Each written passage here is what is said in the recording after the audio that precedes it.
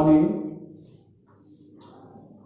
आज का विषय है भाषा, लिपि और व्याकरण। भाषा की उत्पत्ति कैसे हुई, लिपि क्या है और व्याकरण किसे कहते हैं। तो सबसे पहले मानव जीवन, प्राणी जगत में मानव जीवन सर्वश्रेष्ठ है, क्योंकि सभी प्राणियों की उत्पत्ति एक साथ हुई है। लेकिन मानव ने अपने बौद्धिक विकास के कारण, अपनी बौद्धिक क्षमता के कारण धीरे धीरे भाषा का विकास किया, धीरे धीरे बोलना सीखा और उसकी त्रुटियों को धीरे धीरे खत्म करना सीखा और एक भाषा का रूप दिया। जैसे भाषा की उत्पत्ति संस्कृत भाषा के बाह धातु से मानी जाती है, जिसका अर्थ है बोलना या कहना। भाषा की परिभाषा, भाषा बोलचाल का वह साधन है, भाषा बोलचाल का वह साधन है जिसके माध्यम से हम अपने विचारों को व्यक्त कर सकते हैं। अर्थात आप लिख सकते हैं कि भाषा बोलचाल का वह साधन है जिसके माध्यम से हम अपने विचारों का आदान प्रदान कर सकते हैं, या जिसके माध्यम से अपने विचारों को व्यक्त कर सकते हैं, जिसके माध्यम से अपने विचारों को प्रकट कर सकते हैं और दूसरे के विचारों को सुन और समझ सकते हैं। तो भाषा के मुख्य दो रूप, और भाषा के मुख्य दो रूप होते हैं, मौखिक भाषा और लिखित भाषा। मौखिक भाषा अपने मनोभावों को प्रकट करने के लिए, या अपने मनोभावों को व्यक्त करने के लिए, या अपने विचारों को व्यक्त करने के लिए जिस भाषा का प्रयोग किया जाता है उसे भाषा का मौखिक रूप कहते हैं। सर्वप्रथम मौखिक भाषा का ही विकास हुआ, या मौखिक भाषा की उत्पत्ति हुई। सबसे पहले मानव ने मौखिक ध्वनि संकेतों का प्रयोग करना सीखा। तो इसी तरह से भाषण देना, वाद विवाद प्रतियोगिता, ये मौखिक भाषा के उदाहरण हैं। और लिखित भाषा किसे कहते हैं? मानव अपने विचारों को लिखकर प्रकट करना या लिखकर व्यक्त करना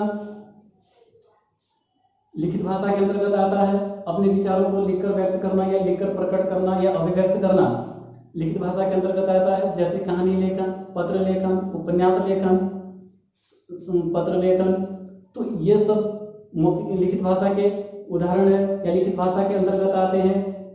उसके बाद जैसे मातृभाषा है, राष्ट्रभाषा है, राजभाषा है, संपर्क भाषा है, बोली। तो मातृभाषा किसे कहते हैं? मातृभाषा वह भाषा कहलाती है जिसे बालक अपने माँ के साथ रहने से सीखता है, जिसे बालक अपने परिवार के सभी सदस्यों के संपर्क में रहने से सीखता है। जिस भाषा का प्रयोग परिवार में किया जाता है, माँ के द्वारा किया जाता है, उसे मातृभाषा कहते हैं। जैसे यदि माँ गुजराती है तो बच्चा गुजराती सीखेगा, यदि माँ पंजाबी है तो पंजाबी सीखेगा, और यदि माँ हिंदी बोलती है तो बच्चा हिंदी सीखेगा। तो वही उसकी मातृभाषाएं कहलाएगी, क्योंकि जिस भाषा का प्रयोग परिवार के अंतर्गत होता है उसे मातृभाषा कहते हैं। राजभाषा वह भाषा कहलाती है जो सरकारी कार्यालय में या सरकारी कामकाज के लिए जिस भाषा का प्रयोग किया जाता है उसे राजभाषा कहते हैं। भारत की राजभाषा हिंदी है। भारत की राजभाषा हिंदी है, लेकिन हिंदी को राजभाषा का दर्जा कब मिला या हिंदी को राजभाषा का दर्जा कब प्राप्त हुआ? 14 सितंबर 1949 को हिंदी को राजभाषा का दर्जा प्राप्त हुआ या राजभाषा का दर्जा मिला। इसको या इसका उल्लेख अनुच्छेद 343 में किया गया, 343 में इसका उल्लेख किया गया और इसको 8वीं अनुसूची में शामिल किया गया। राष्ट्रभाषा वह भाषा कहलाती है जो व्यापक क्षेत्र में बोली जाती है, जिस भाषा का प्रयोग अधिक से अधिक लोग करते हैं। यह बड़े भूखंड में बोली जाती है, बड़े क्षेत्र में बोली जाती है, अधिक से अधिक लोग उसका प्रयोग करते हैं, उसे राष्ट्रभाषा कहते हैं। भारत की राष्ट्रभाषा हिंदी है, क्योंकि हिंदी भाषी क्षेत्र अधिक है, इसलिए भारत की राष्ट्रभाषा हिंदी है। संपर्क भाषा एक दूसरे से बातचीत करने के लिए जिस भाषा का प्रयोग किया जाता है उसे संपर्क भाषा कहते हैं। एक दूसरे से बातचीत करने के लिए या एक दूसरे से संपर्क करने के लिए जिस भाषा का प्रयोग किया जाता है उसे संपर्क भाषा कहते हैं। बोली भाषा का एक अल्प विकसित रूप है। बोली भाषा का एक अल्प विकसित रूप है, क्योंकि बोली सीमित क्षेत्र में छोटे से क्षेत्र में छोटे से भूभाग में बोली जाने वाली बोली को भाषा बोली कहते हैं। ये भाषा का एक अल्प विकसित रूप है, क्योंकि इसमें अभी इसका कोई अपना व्याकरण नहीं है, इसलिए बोली सीमित क्षेत्र में बोली जाती है, सीमित दायरे में बोली जाती है।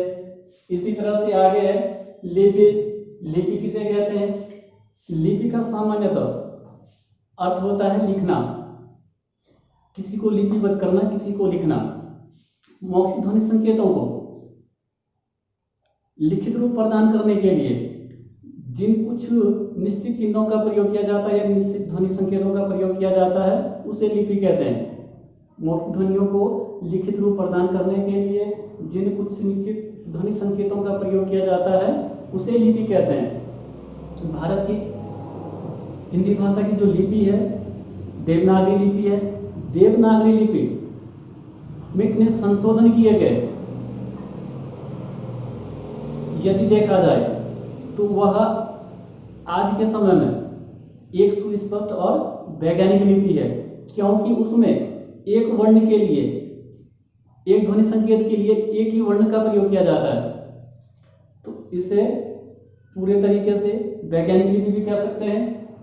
व्याकरण, व्याकरण किसे कहते हैं? व्याकरण वह शास्त्र है जिसके माध्यम से, व्याकरण वह शास्त्र है जिसके माध्यम से हम शुद्ध बोलना, शुद्ध लिखना, शुद्ध पढ़ना सीखते हैं। व्याकरण वह शास्त्र है जिसके माध्यम से हम शुद्ध बोलना, शुद्ध लिखना, शुद्ध पढ़ना सीखते हैं। अर्थात आप कह सकते हैं व्याकरण वह शास्त्र है जिसके माध्यम से हम भाषा को शुद्ध बोलना, शुद्ध लिखना, शुद्ध पढ़ना सीखते हैं। अर्थात आप कह सकते हैं कि व्याकरण वह शास्त्र है जिसके माध्यम से भाषा को शुद्ध रूप दिया जाता है। और व्याकरण के अंतर्गत भाषा का 3 अध्ययन, व्याकरण के अंतर्गत भाषा के अध्ययन के लिए 3 स्तर बनाए गए हैं, जैसे वर्ण विचार, शब्द विचार, वाक्य विचार। तो वर्ण विचार, वर्ण या अक्षर भाषा की सबसे छोटी से छोटी इकाई कहलाती है, जिसके खंड या टुकड़े अर्थात भाग नहीं किए जा सकते हैं, उसे वर्ण विचार कहते हैं।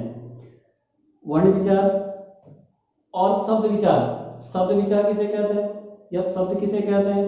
वर्णों के सार्थक मेल को शब्द कहा जाता है। वर्णों के सार्थक मेल को अर्थात सार्थक मिलन को शब्द कहा जाता है। सार्थक शब्द का जो अर्थ होता है अर्थ सहित या सही मेल, जिसका कोई ना कोई अर्थ निकलता है, उसे कहते हैं सार्थक। तो वर्णों के सार्थक मेल को शब्द कहते हैं।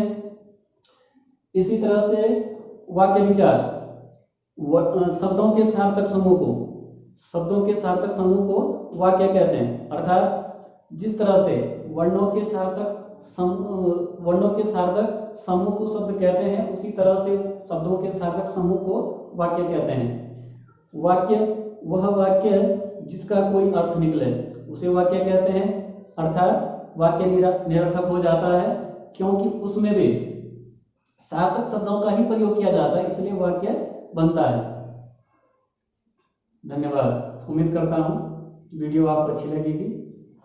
लिपि मौखिक ध्वनियों को अंकित करने के लिए, मौखिक ध्वनियों को अंकित करने के लिए निश्चित किए गए चिन्हों को लिपि कहते हैं। मौखिक ध्वनियाँ अर्थात मौखिक भाषा, जब मौखिक भाषा की उत्पत्ति हुई तो कुछ चिन्ह निर्धारित किए गए, उनके लिखने की रीति को लिपि कहते हैं।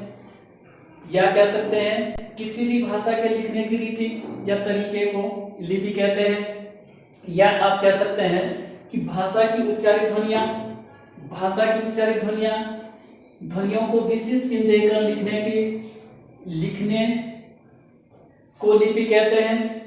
जिस तरह से भाषा में उच्चारित होने वाली ध्वनियाँ, उनको लिखित रूप देने के लिए लिपि चिन्हों का निर्धारण किया गया, कुछ चिन्ह निर्धारित किए गए हैं, उनको लिपि कहते हैं। जैसे हिंदी भाषा की लिपि देवनागरी है, हिंदी भाषा की लिपि देवनागरी है। देवनागरी लिपि अपने आप में वैज्ञानिक और बहुत ही सुस्पष्ट है। जैसे किसी भी ध्वनि संकेत के लिए या किसी भी ध्वनि चिन्ह के लिए एक ही वर्ण निर्धारित किया गया, एक ही ध्वनि संकेत निर्धारित किया गया। जिस तरह से लेखन की दृष्टि से या मुद्रण की दृष्टि से एक ही ध्वनि के लिए एक ही चिन्ह निर्धारित किया गया है। एक ही ध्वनि के लिए एक ही चिन्ह निर्धारित किया गया है। उसके बाद व्याकरण। व्याकरण किसे कहते हैं या व्याकरण क्या है? व्याकरण वह शास्त्र है, व्याकरण वह शास्त्र है जिसके माध्यम से हम भाषा को शुद्ध बोलना, शुद्ध पढ़ना, शुद्ध लिखना सीखते हैं। व्याकरण वह शास्त्र है जिसके माध्यम से हम शुद्ध बोलना, शुद्ध पढ़ना और शुद्ध लिखना सीखते हैं। या आप और सरल भाषा में कह सकते हैं, व्याकरण वह शास्त्र है जो भाषा को शुद्ध रूप का ज्ञान कराता है। व्याकरण वह शास्त्र है जो भाषा के शुद्ध रूप का ज्ञान कराता है। तो आप इस तरह से सरल भाषा में भी लिख सकते हैं। ये व्याकरण की परिभाषाएं हैं। तो व्याकरण वह शास्त्र है जो भाषा के शुद्ध रूप का ज्ञान कराता है। या आप लिख सकते हैं, व्याकरण वह शास्त्र है जिसके माध्यम से हम भाषा को शुद्ध बोलना, शुद्ध लिखना और शुद्ध पढ़ना सीखते हैं।